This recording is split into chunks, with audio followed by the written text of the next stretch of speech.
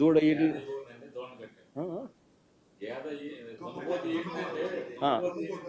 దున్నపోతు ఈనిందేనంటే దూడను కట్టేసేయండి సార్. దున్నపోతు ఏమైనా ఏమైనా ఎలా భర్తీ ఇవ్వగలుగుతుంది? దూడను కట్టేసేయండి. అట్టగా అసలు ఎవడు లేడు, అసలు మనిషే లేడు. ఈయన 2013 జూన్ 2023లో ఈయన వచ్చినాడు. మన ఏపీ గవర్నమెంట్ సెక్యూరిటీ ఒప్పందం చేసుకుంది 2021 డిసెంబర్లో చేసుకుంది. దానికి దీనికి సంబంధం లేదు. ఈ మనిషిని కేంద్ర ప్రభుత్వం ఇప్పుడు తీసేస్తే ఈ మనిషి ఈనాడు ముందు బొమ్మ సెకీ ఒప్పందానికి సన్మానం జరిగింది. సిఎండిని తొలగిస్తూ కేంద్రం ఆకస్మిక నిర్ణయం.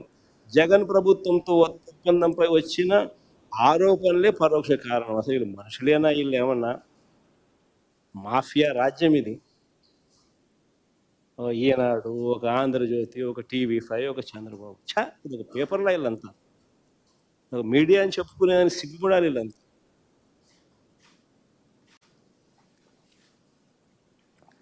సరే, ఇంకో ముందు పోదాం. రాష్ట్ర ప్రభుత్వానికి సంబంధించిన పరిస్థితులు ఒకసారి చూస్తే రాష్ట్రంలో స్కాములు ఏ స్థాయిలో జరుగుతూ ఉన్నాయో కనిపిస్తూ ఉన్నాయి. కానీ ఎవడు రాయడు.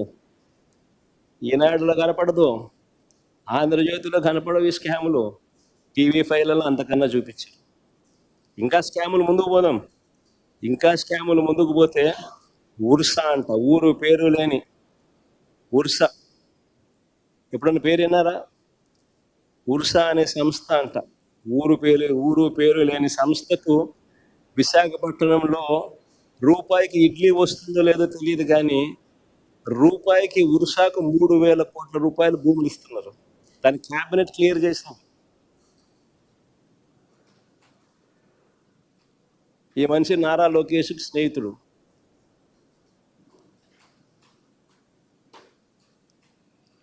లూలు అంట విశాఖపట్నంలో ఒక మాల్ కట్టడానికి 2,000 కోట్ల రూపాయలు విలువ చేసే భూమిని అప్పనంగా ఉచితంగా చేతిలో పెడతా ఉన్నారు. ఎక్స్ప్రెషన్ ఆఫ్ ఇంట్రెస్ట్ పిలవరు, కాంపిటీషన్ బిడ్స్ తీసుకోరు, అప్పనంగా ఇచ్చేస్తా ఉన్నారు.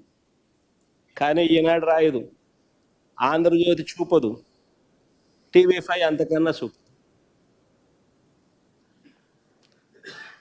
రాష్ట్రంలో ఈరోజు లిక్కర్ మాఫియా, ఇసుక మాఫియా. ఆ ఇసుక ఫోటో ఏది చూడండి సరే.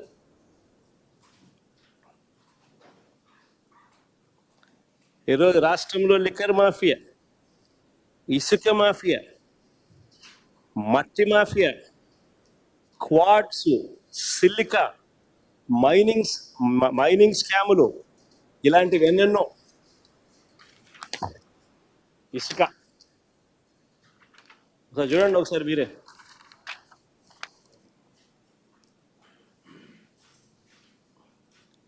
అవన్నీ పక్కన లారీలు ఎట్ట దోచేస్తానో చూడండి ఒకసారి.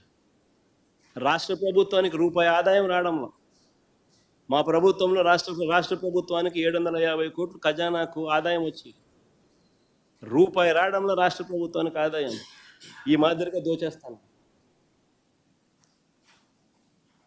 80 లక్షల టన్నులు స్టాక్ పెట్టాం మేము. ఎండాకాలంలో,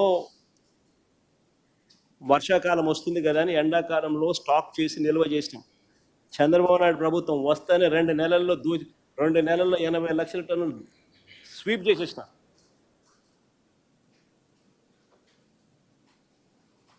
చూడండి ఫోటో.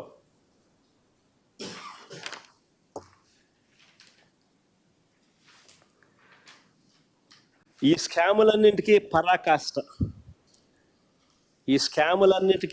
పరాకాష్ట ఏమిటనంటే అమరావతి పేరు మీద చేస్తా ఉన్న మరో దోపిడీ. నిజంగా స్కాములందరికీ పరాకాష్ట అమరావతిలో నేడు జరుగుతూ ఉన్న దోపిడీ.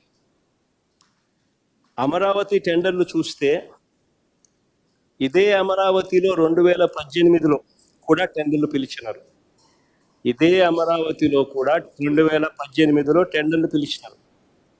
ఆ టెండర్లో ఖరారైన టెండర్ల విలువ 41,170 కోట్లు.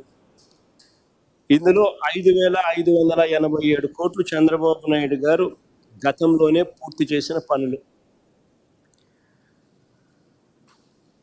ఇది ఇక మిగిలిపోయిన పనులు ఎంత అంటే 35,583 కోట్లు. ఈ టెండర్లను రద్దు చేసి ఆ మిగిలిపోయిన వర్కులను అంచనాలను విపరీతంగా పెంచేసి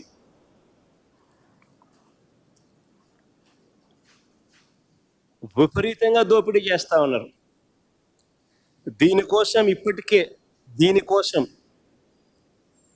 ఈ దోపిడీ కోసం మన హయాంలో రాష్ట్రంలో అప్పటికే అమల్లో ఉన్న జ్యుడిషియల్ ప్రివ్యూని తీసేసినారు, రద్దు చేసినారు. దీనికి అడ్డు రాకూడదు అని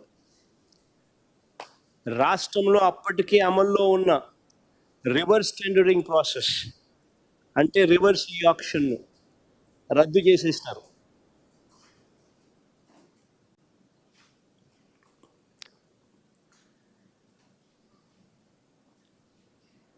ఈ స్కాములో ఫెసిలిటేట్ చేసుకునే దానికోసం మొబిలైజేషన్ అడ్వాన్స్ని మళ్ళీ తీసుకొచ్చినారు. రాష్ట్రంలో మొబిలైజేషన్ అడ్వాన్స్ ఇచ్చే పరిస్థితి లేదు మన ప్రభుత్వంలో 5 సంవత్సరాలలో వైఎస్ఆర్సీపీ హయాంలో. చంద్రబాబు నాయుడు గారు స్కాముల కోసం మళ్ళీ మొబిలైజేషన్ అడ్వాన్స్ మళ్ళీ తీసుకొచ్చారు. 10% ఇస్తున్నాడు, 8% తీసుకుంటున్నాడు.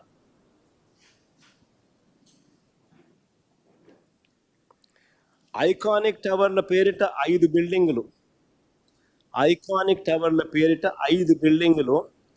2,271 కోట్ల రూపాయలు 2018లో టెండర్లు పిలిచినప్పుడు వచ్చిన రేటు.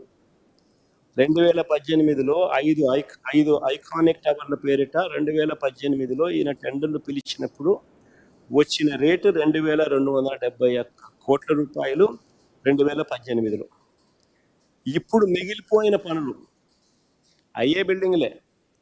మిగిలిపోయిన పనులకు ఇప్పుడు నిర్మాణ వ్యయం ఎంత తెలుసా?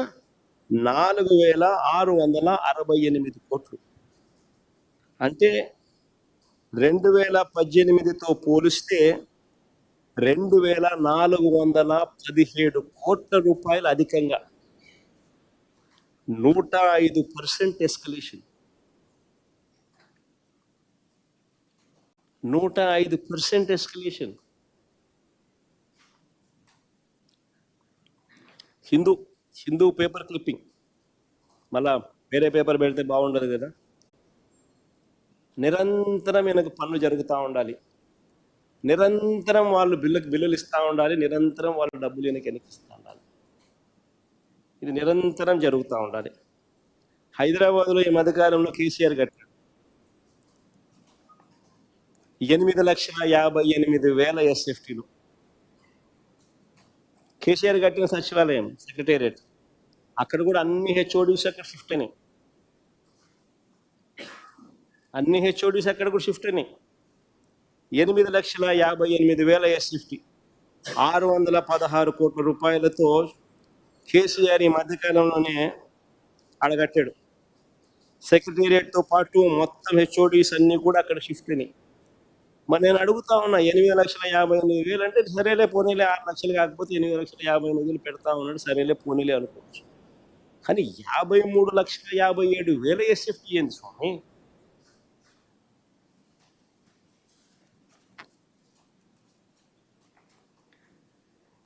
ఇప్పటికే కట్టి ఉన్న అసెంబ్లీ 180 కోట్ల రూపాయలు ఆ డబ్బులు గంగపాలు చేసినట్టు. ఇప్పటికే కట్టి ఉన్న సచివాలయం, కట్టి ఉన్న సెక్రటేరియట్ 173 కోట్లు ఆ డబ్బులు గంగపాలు చేసినట్టే. ఇప్పటికే కట్టి ఉన్న హైకోర్టు 173 కోట్లు గంగపాలు చేసినట్టే. ఇప్పటికే కట్టి ఉన్న అసెంబ్లీ 180 కోట్ల రూపాయలు గంగపాలు చేసినట్టే. ఇప్పటికే కట్టి ఉన్న సెక్రటేరియట్ మరో 300 కోట్లు, మొత్తంగా 600 కోట్లు గంగపాలు చేసింది. మరి నీకు కొత్త బిల్డింగులు కట్టాలన్న ఆలోచన నీకు ఉన్నప్పుడు ఎందుకు మళ్ళీ 600 కోట్ల రూపాయలు ఎందుకు ఖర్చు చేసి ఎందుకు డబ్బులు వేస్ట్ చేసినావు? ఎక్కడైనా కూడా రాష్ట్ర ప్రభుత్వం ఖజానాను కాపాడాల్సిన వ్యక్తి ఈ మాదిరిగా దుర్మార్గంగా విడిగా వేస్ట్ చేస్తూ ఉంటే 600 కోట్ల రూపాయలు ఖర్చు చేసి మళ్ళా సేమ్ బిల్డింగ్లు మళ్ళా కడతానని చెప్పి మళ్ళా చెప్తా ఉంటే ఆ మనిషి ఆ బిల్డింగులు ఆ డబ్బంతా గంగపాలు చేసి అసలు ఈ మనిషిని ఏ రకంగా ఈ మనిషి చేస్తా ఉన్న నిర్ణయాలు సమంజసం ఏమని చెప్పి ఏ రకంగా చెప్పగలుగుతారు? ఇది వేస్ట్ అనిపించడం లేదా? అప్పులు తీసుకొచ్చి బిల్డింగులు కట్టి అప్పులు తీసుకొచ్చి రాష్ట్ర ప్రభుత్వం ప్రజల మీద అప్పుల భారం మోపుతూ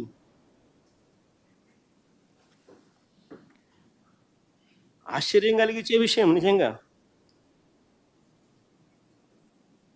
అందులో స్క్వేర్ ఫీట్ ఎంత? 8,900. ఆయన కడతా ఉన్న ఐకానిక్ బిల్డింగులు ఆ 53,57,000 ఎస్ఎఫ్టీ 4,660 కోట్ల రూపాయలు.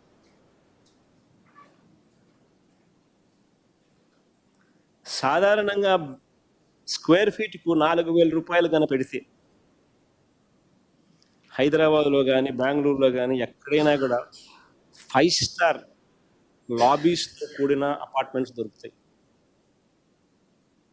మామూలుగా కన్స్ట్రక్షన్ కాస్ట్ 3,000. మామూలుగా బ్రహ్మాండమైన అపార్ట్మెంట్లు లేదు. 5 స్టార్ అపార్ట్మెంట్లు కావాలా, ఇటాలియన్ మార్బుల్ కాడ నుంచి అటువంటి అపార్ట్మెంట్లు కావాలని అనుకుంటే కూడా కన్స్ట్రక్షన్ కాస్ట్ 4,000 పెడితే హైదరాబాద్లో కానీ బెంగళూరులో కానీ బ్రహ్మాండంగా దొరుకుతాయి ఎక్కడైనా.